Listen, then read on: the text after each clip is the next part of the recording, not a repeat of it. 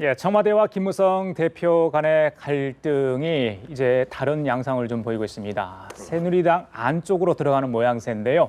오늘 두 분 모시고 관련 내용 짚어보도록 하겠습니다. 안녕하십니까? 네, 안녕하세요. 예. 자, 새누리당 당 특별기 구성에 실패를 했죠. 지난 월요일 서청원 대표와 김무성 대표 간의 일갈 일전이 있었습니다. 이게 영원한 동지도 적도 없다 이런 말이 정치권에 있는 것으로 알고 있는데 두 사람 보면 확연히 좀 나타나는 것 같습니다. 나타나는 거죠. 정치라는 것이 보면은 필요할 때는 또 합종 연행했다가 또 경우에 따라서는 선의의 경정도 했다가 또 경우에 따라서 서로 죽기 살기로 싸우는 건데 사실 아까 조금 전에 기자 리포트에서 나왔던데 사실은 우리 여기 이런 갈등, 이른바 친박과 비박, 김무성과 서청원 간의 갈등에 그 깊은 근원이 어디 있는가가 사실은 담겨 있어요. 아, 그래요? 아까 뭐라고 그랬습니까? 2008년에 그 당시 이명박 정부 취임하자마자 출범하자마자 18대 총선 앞두고 이른바 친박 학살하게 됩니다. 그 당시에 박근혜 의원이 뭐라고 그랬습니까? 나도 속고 국민도 속았다. 그때 공천 학살된 박근혜계 의원들이 두 가지 행태를 보입니다. 하나는 서청원 홍사덕 해서 친박 연대라는 사실 정당 사상 유례 없는 이른바 사실 사당을 만드는 거죠. 그리고 이해봉, 김무성 등등은 각기 무소속으로 출마합니다. 아까 보니까 이제 무소속으로 출마했고 거기서 보면 앙금이 쌓였다는 표현 나오잖아요. 사실 그러네. 2008년 두 분 다 서청원, 김무성 두 분 다 당선됩니다만은 서청원 당시 친박연대 대표는 감옥 가게 됩니다. 여기에 대해서 박근혜 대통령은 어마어마한 마음에 부담이 있는 거예요. 빚이 있는 거죠. 자기를 위해서 친박연대라는 정당을 만들어서 당을 꾸려갈 돈이 없으니까 이렇게 저렇게 돈을 모으다 보니까 결국 감옥까지 가게 되는 거고 거기에서 김무성 당시 의원은 친박 무소속을 갖다 얘기를 걸고 당선됐습니다만 당선되자마자 사실은 이명박 대통령 쪽 화해를 하게 됩니다. 그래서 이명박 대통령 쪽에서 특임 장관을 데려가려고 그래요. 거기에 대해서 그 유명한 얘기를 하죠. 박근혜 의원이 상의하러 갑니다. 아유, 저기 대표님, 저 청와대에서 저보고 특임 장관으로 오라 그러는데요. 이건 여기 동아일보에 그 MB 기사에 나오는 얘기예요. 장관이 그렇게 하고 싶으세요? 그 다음에 결국 이미 탈박한 김무성 의원은 드디어는 청와대와 친이계 전폭적 지원으로 원내대표되고 원내대표된 상태에서 당시 박근혜 의원이 정치 생명을 건 세종시 원안 고수 부분에 대해서 세종시 수정안을 갖다 통과시키는 선봉장으로 섰던 사람이 바로 김무성 당시 원내대표예요. 그러니까 지금 박근혜 대통령은 이 정치 현안에 대해서 말씀을 안 하고 있습니다만은 이른바 박근혜 대통령 주변의 참모들 그다음에 서청원 최고같이 이른바 친박 연대를 만들어서 감옥에서 2년 가까이 옥고를 치렀던 사람 입장에서 봐갖고는 김무성 대표야말로 그때 항상 양지만 줬던 사람 아니냐 하는 굉장히 부정적 시각이 있습니다. 아, 그래요? 그렇기 때문에 그러한 부분에 있어서 앞서 말씀하신 대로 뭐 영원한 적도, 영원한 동지도 없다고 합니다만은 사실 근본적으로 그 2008년 공천 학살 이후부터 사실은 둘이 쫙 갈라지기 시작했죠. 그런 사연이 있었군요. 자, 강 교수님, 김 대표는 당 대표가 이 정도 얘기도 못 하느냐 이런 얘기를 했는데 아니 좀 섭섭할 것 같습니다. 김 대표는 당 대표가 이 정도도 못 하느냐. 그리고 서청원 최고는 김 대표 나랑 좀 당무를 상의해 달라 이렇게 표현을 하는데요. 그 이야기는 좀 바꿔 말하면 서청원 대표 이야기는 김 대표 청와대랑 좀 상의합시다. 이런 문제고요. 또 김 대표 입장에서 당 대표가 이 정도 못하느냐는 이야기는 당청은 수평적 관계입니다. 저는 이렇게 보여집니다. 이 행간의 문제는 즉 바꿔 말하면 지금의 국면들을 약간 어제부로 약간은 좀 수면 아래 가라앉았다고 봅니다만 사실 충돌이 한번 있었습니다만 이게 약간은 청와대가 한 발 빼는 모양새입니다만 사실상의 숨고르기에 들어갔다. 즉 이게 지금 여당 내 새누리당 내에 공천 관련된 특별기구를 이제 만드는 쟁점들이 남아있지 않습니까? 그러면서 사실 처음 시작은 청와대의 관계자가 구체적으로 의총을 앞두고 안심번호 문제점에 대해서 5가지 지적하면서 시작이 촉발이 됐는데요. 이런 것들이 지금 상황에서 약간 수면 아래 좀 잦아든 것 아니냐. 한 발 물러서서 사태의 추이와 여론의 추이를 보겠다. 근데 이런 국면에서 서청원 대표와 또 서청원 최고와 김무성 대표의 이야기는 예. 청와대랑 상의해달라 아니다. 당청은 수평적 관계다. 이렇게 해서 아직 평행선을 긋고 있다. 예. 이렇게 봐야 될 것 같습니다. 그래요. 박지원 의원이 네. 문재인 대표가 이제 박근혜 대통령 탈당 얘기를 꺼내다 보니까 예. 그게 이제 두 사람 간의 갈등을 봉합할 구실을 만들어준 거 아니냐 뭐 이런 이야기를 잠깐 뭐 예. 그러니까 여권에 단합할 수 있는 기회를 줬다 이런 얘기를 하던데 뭐 어떻게 보십니까? 그 부분에 저는 대해서? 강 교수 말씀에도 동의하는 게 예. 그럼 뭐 박지원 의원은 뭐 그렇게 보면 문재인 대표가 박근혜 대통령 탈당하라 하면 그러면 이제 김무성, 서청원 공통의 적이 나왔네. 예. 우리 힘 합칩시다. 예. 이렇게 말씀하시는 건데 예. 제가 봤을 때 우리 강 교수 말씀대로 약간 좀 숨고르기 들어가면서 이제 이런 거 있죠. 우리 권투를 해도 권투해도 3분 하면 힘들어서 그다음에 못 해요. 한 1분은 좀 쉬면서 예. 숨을 좀 골라야지 예, 예. 2회전 들어가서 더 세게 때릴 수 전략을 짜는 있습니다. 거죠. 예. 뭐 전략보다 무슨 체력을 좀 비축해야 비축하고, 되겠죠. 예. 그래서 좀 앞서 말씀하셨습니다만은 당 대표가 그 정도도 못하느냐. 근데 사실은 보면 새누리당 같은 건 당원 예. 당규에 따라서 예, 이게 예. 집단 지도 체제입니다.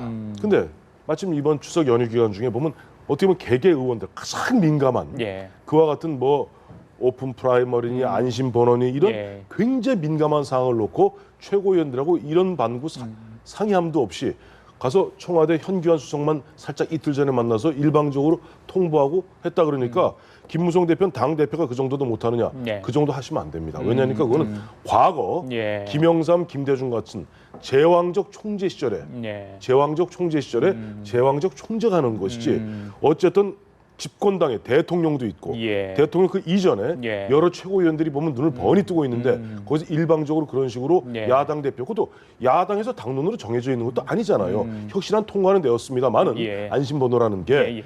이미 야당에서도 지금 보면 이른바 비주류 쪽에서는 굉장히 문제를 삼고 있는 예. 그러한 부분들을 갖다가 아니 왜 김무성 대표가 문재인 일병 구하기에 나섭니까? 예, 예. 그것도 왜 분란을 일으킵니까? 그러니까 당연히 서청원 최고 입장에서는 왜 상의도 없이 예. 일절 상의도 없이 나가서 그 긁어 부스럼 만드느냐 문제 제기할 수 있는 것이죠. 그러니까 사실 김무성 대표가 지금 문제가 되는 부분들이 예, 예. 오히려 본인은 청와대하고 왜 청와대 소통을 안 하느냐 얘기하지만 예. 김무성 대표 본인 스스로가 보면 원내 대표 2인자입니다. 여러 서청원 최고, 이인재 최고, 김태호 최고, 김울동 최고들하고 상의 한 번 없이 한 거 아니에요. 예, 예. 이래서는 보면은 어떻게 말씀에 뭐 힘이 실리기가 어렵겠죠. 예, 의원총회에서 이제 특별 기구를 구성하기로 했는데 발족은 계속 늦어지고 있습니다. 거기에 이제 시간이 좀 멈춰 있는 상황인 것 같은데 그렇죠. 진척이 전혀 되지 않고 있습니다. 자, 이런 가운데 원유철 원내대표가 이제 친박에서 나는 소리를 어제 했단 말이죠. 그러다 보니까 김무성 대표와 다시 또 각을 세우는 모습인데 이런 양상은 어떻게 저희들이 좀 해석을 해요? 지금 대표적으로 두 분이 그런 거죠. 예, 하나는 예. 원유철 원내대표가 사실 이전에는 정책위장, 즉 유승민 원내대표 체제의 정책위장. 그래서 사실은 유승민 원내대표가 러닝메이트였으니까 대표적인 비박계 중에 한 분이었었는데 이분이 지금 소위 신박계로 분류가 되면서 이야기되는 게 하나 있고요. 황진화 사무총장이 원래는 또 친박계였는데 지금 또 반대로는 김무성 대표 또 비박계로 전환했다. 그래서 여권 내에 활발한 자리 움직임이 정말 잘 있는 거 아니냐. 모르겠어요. 이런 정도로 매일 아침 저녁이 좀 다른 것 예. 같습니다. 중요한 건 이겁니다. 공천 관련 특별위원회 명칭도 못 정하고 있습니다. 즉 바꿔 말하면 한 측에서 즉 김무성 대표 쪽에서는 국민공천 관련된 예. 특별위원회로 예. 명칭을 하자라고 예. 즉 국민공천제를 규정사실하고 이 안에서 논의를 하자는 것이고요. 또 원유철 대표는 이거는 그럴 게 아니라 공천 전체에 대한 논의를 처음부터 해야 된다라고 주장을 하고 있습니다. 이 위원회가 만들어지면 사실상 그렇습니다. 새누리당의 보통 그 틀은 위원회의 위원들을 정하고 위원회의 아젠다를 즉 의제를 정하는 순간 사실상 결정은 납니다. 예. 그래서 이게 정해지는 게 쉽지 않을 겁니다. 정한 것이 곧 결론을 내는 것일 가능성이 높기 때문에 예. 그런 것이고요. 예.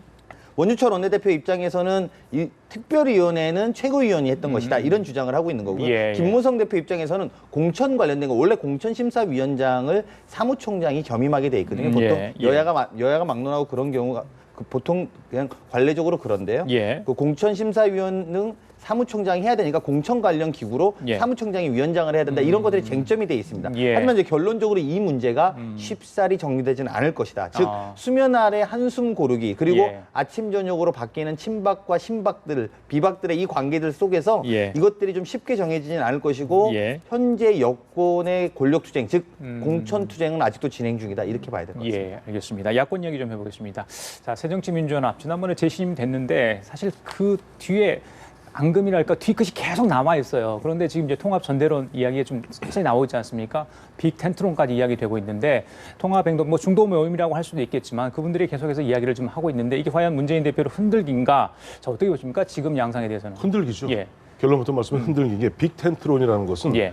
이제 통합 행동이라고 지금 박영선 전 원내대표 등 중심에서 전현직 의원들이 한 10여 명이 예, 모여서 지금 보면 굉장히 무게 있게 움직여요. 근데 명분을 내세운 것은 자, 내년 1월 달에 우리 저 통합 전대를 열어서 예. 그동안 나가는 천정배, 나가는 박주선 다 모으자. 예. 그런데 보세요. 지난번에 10차, 11차 혁신안에 뭐라고 되어 있습니까?